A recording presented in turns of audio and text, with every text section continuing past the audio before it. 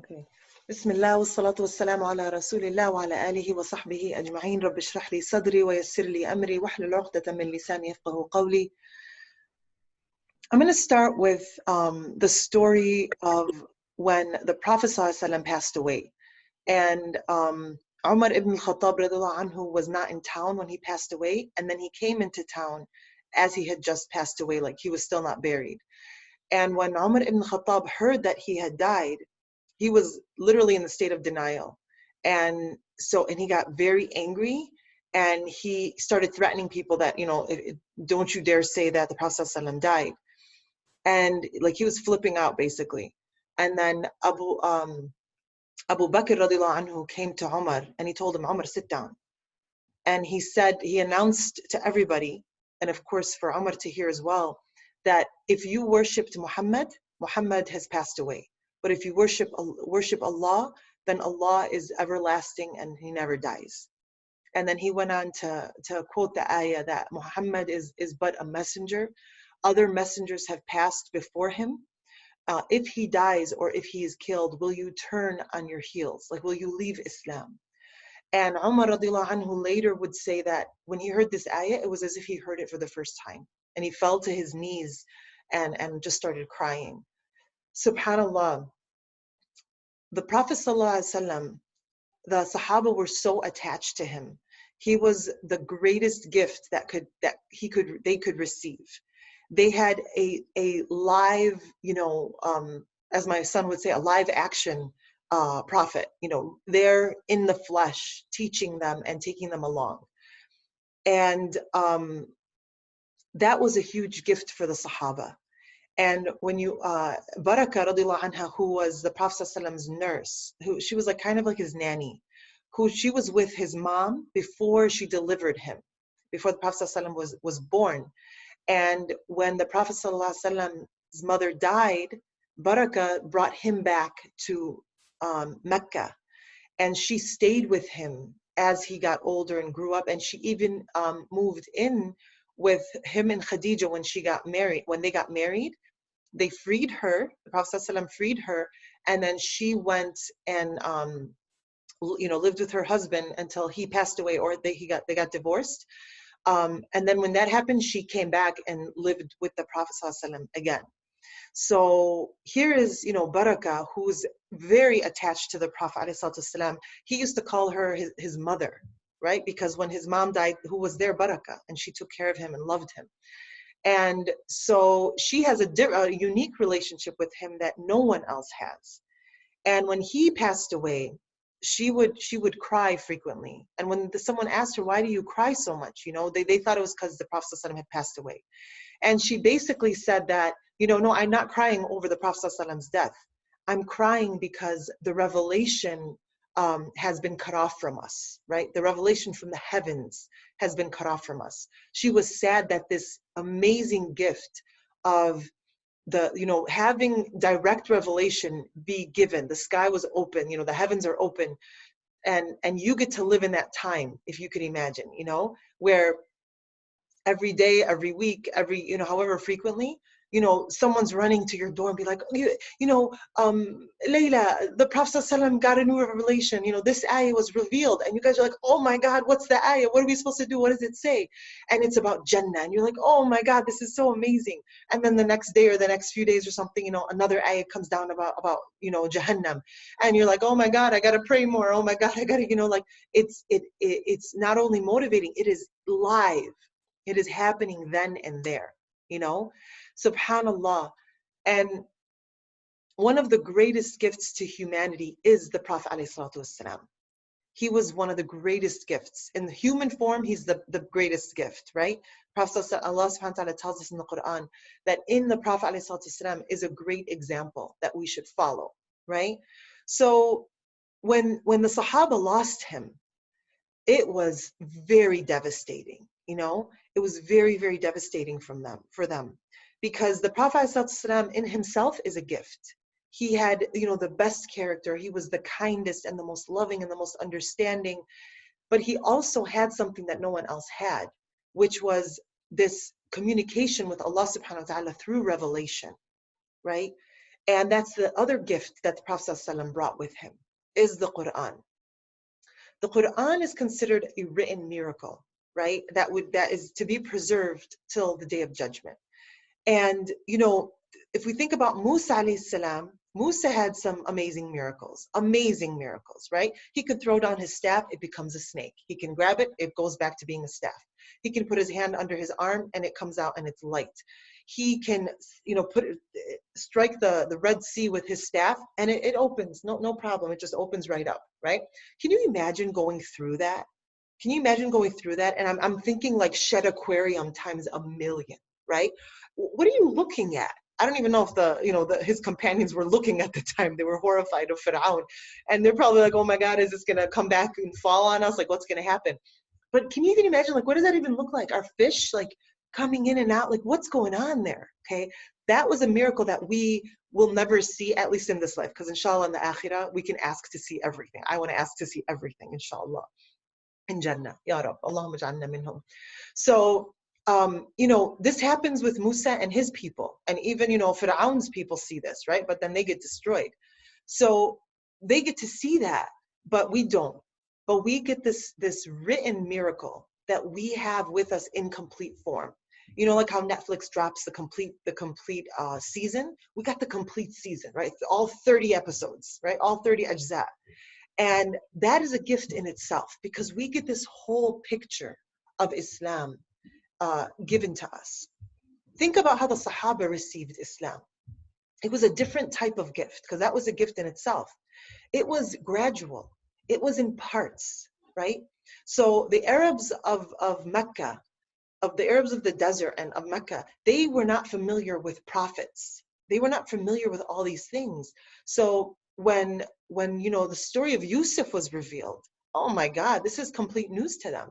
When things about Musa are being talked about, in the Quran, this is news to them. Yunus alayhi salam, Ibrahim alayhi salam. These are like, oh my God, forget Marvel movies. This is the real deal. But they are slowly being introduced to these things. 99% of us, who are watching these videos, were born Muslim, right? And we learn these things. We don't even remember when we learned about Musa necessarily, unless you learned at an older age, which is great, right? But a lot of us learned at a younger age in Sunday school or through our parents or something. We learned the stories of the prophets. We learned about, different things about hell and heaven, what's haram, what's halal. And it just kind of naturally was there, right? But even then, we were told about things by the age of 7 that the Sahaba didn't know until 20 years into the revelation or something. So they got this gradual but very like interactive form of the revelation, and that in itself is a huge gift, right? And as the revelation is written, it's no surprise that when the Prophet ﷺ was running down that mountain, when he first received revelation, when Jibreel ﷺ came to him the first time, he was horrified. He thought something was wrong with him. He's running down that mountain. He gets home and Khadija's trying to make him feel better and to ensure him that he's okay.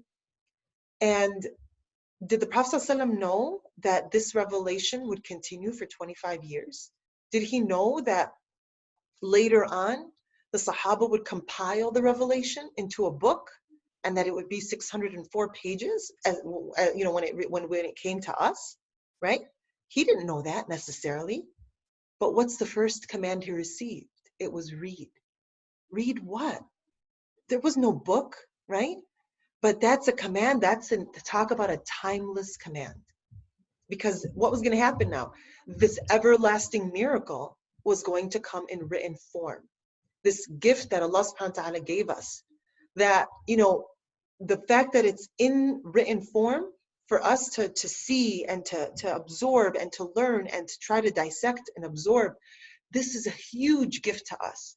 Because we could have been kind of like these other people, these groups of these nations, where they're in between prophets. And then whatever that prophet before shared with the people, was kind of lost and messed with and played with, and like it's not authentic anymore, until finally another prophet came and then they cleaned it up again, right? But we were able to now, okay, we have no prophet, right? There isn't going to be another prophet with a new message or a new form of the message ever, right? Isa will come, alayhi salam, but that's a different story. So we needed something that would last. And what a gift that Allah subhanahu wa ta'ala didn't leave us to just kind of figure things out with our fitrah, right? Which we have inside of us. We have naturally an inclination to worship Allah. He didn't leave us to try to figure out our own identity or who Allah is. We're not left in the dark. We're given so much information. You know, now they're talking about, oh, give the facts, give the facts, give the facts with this virus and everything. People want the facts. Allah gave us the facts, right? And the facts include things that we clearly can see here, things that we can't see in the afterlife, but we have glimpses of here, right? Like Jannah. Jannah, there's lots of glimpses of Jannah in this dunya, right? There's fruit that's just delicious. And then there's fruit in Jannah that's like you've never had before. It's like what you had here, but like crazy different and awesome, like better, right? There are lush green trees and plants. There's beautiful greenery here. And it's like, here's just a little taste, right?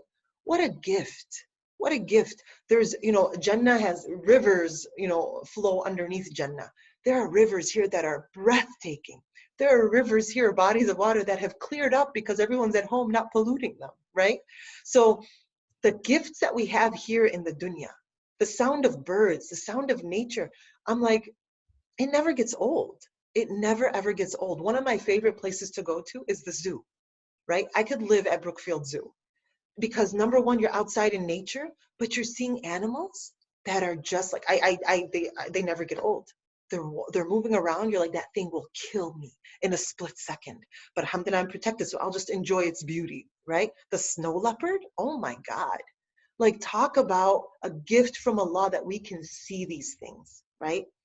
So, if in case that wasn't warm up enough, the name for today is Al-Wahhab, okay, which is the one who gives gifts, right? The bestower of gifts. And Wahhab comes from the Arabic word hiba. Hiba, you probably know at least 10 hibas because it's a very common Palestinian name, right? And I think Egyptian name too. But it's a very common Arab name, Arabic name. So hiba is a gift, and it's a gift without conditions. So it's not like, oh, if you give me this, I'll give you that. Or like, you know, you give me money for something, I give you a gift. That's not a gift, right? A gift is I gave it to you out of my own love for you and without any conditions at all.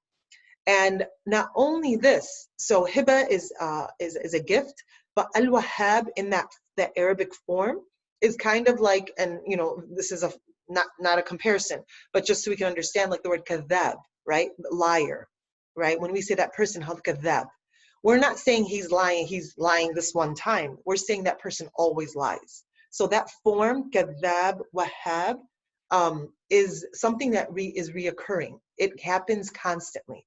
So Allah is a constant giver of gifts, okay? And as Jinan Yusuf writes in Virtual Mosque, in her reflection on Al-Wahhab, she says that rizq, like provision, is from Allah, and that's something we have to work for, right? So we have to seek out our rizq. We can't just sit at home and be like, Allah's going to provide for me, and my money's going to come, my food's going to come. We can't do that. That's not how it works. That's rizq. But gifts are, you're sitting at home, you're doing nothing, and Allah just sends things your way, you know? And there are so many gifts. There's like infinite amounts of gifts around us at any given moment. And we have to make sure that we're paying attention to them, right? How do we pay attention to them? وَلَئِن شَكَرْتُمْ لَأَزِيدَنَّكُمْ. Allah subhanahu wa ta'ala tells us that if you are grateful, then indeed we will increase you and increase you and increase you more and more and more and more in everything and anything, right? It's not even specified. So gratitude is nothing but focusing and zooming in on our gifts, zooming in on the things that are going right in our lives, on the things that we do like and we do enjoy and we are happy about, right? Amidst the things we hate, amidst the difficulties we're having. I don't know if I already shared this with you guys, but when my dad was sick, Allah yarhamu, and you know, the virus was going nuts and everything, it was there were a lot of difficult things about it, but I literally kept saying, I'm so glad my leg is not broken. That was a gift. I'm so glad my finger's not broken. Or, I'm having I have a sinus infection right now, or anything that will take me down, or one of my kids are sick, or anything. There's a million things that could happen that can slow you down, get in your way, make things 10 times more difficult.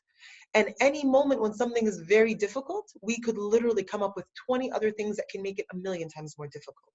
And that's like, kind of reverse engineering of being grateful, is thinking of all the things that could be even worse. Don't let yourself get sick over it. But like, that's a way to be grateful for what's happening right now, right? With all the difficulty. What does focusing in on our gifts also do?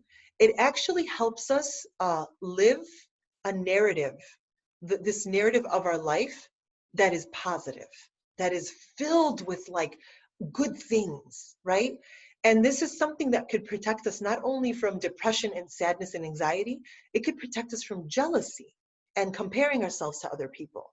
Why? Because you're so busy, like, wow, Ya Allah, you gave this to me? Ya Allah, like I can see right now. And even if I have such horrible vision, Ya Allah, you allowed me to live in a time where glasses exist and LASIK surgery exists and contacts exist, right? You allowed me to be in a time where glasses are stylish. Okay, that is a gift, my friends, right?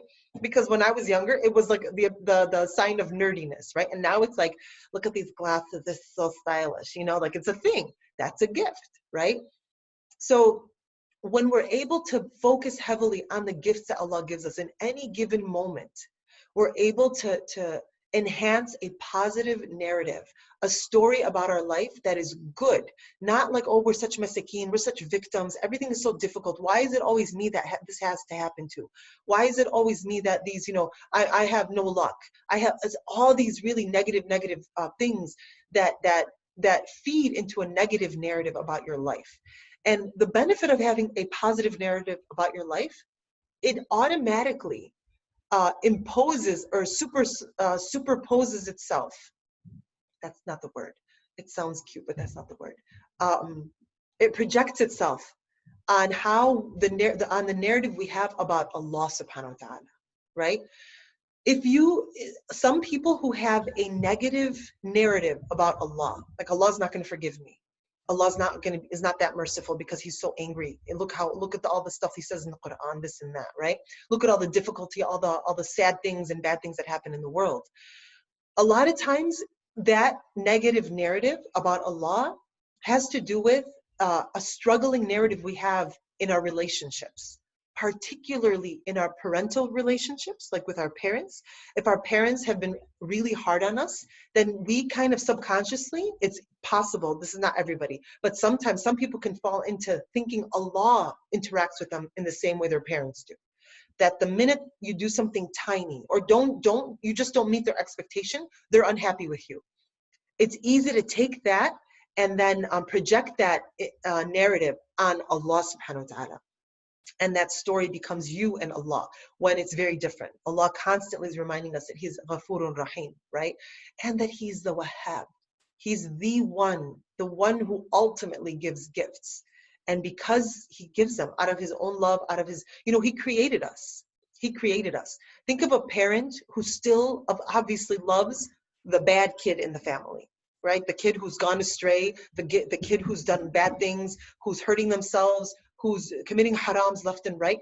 The mom or the dad, it takes a lot for that child to be removed from their heart. It's almost impossible, right? And if that child, adult or not, needs something, that parent will run and help them, right? Because that person, that child is a part of you. Allah created us, right? So if you believe in Him or if you reject Him, you're still receiving gifts. You're still receiving gifts from Allah subhanahu wa ta'ala.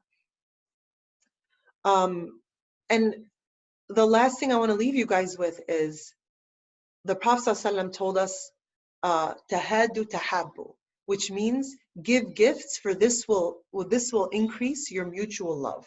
So if you feel like you're struggling in a relationship, or you're not struggling, but you just love someone so much, give them a gift, and that will increase the love that is between you guys. And if you guys are struggling in a relationship, give gifts, and that will increase, inshallah, the love between you and that person, inshallah. Jazakallah khair. Thank you so much. Wassalamu alaikum.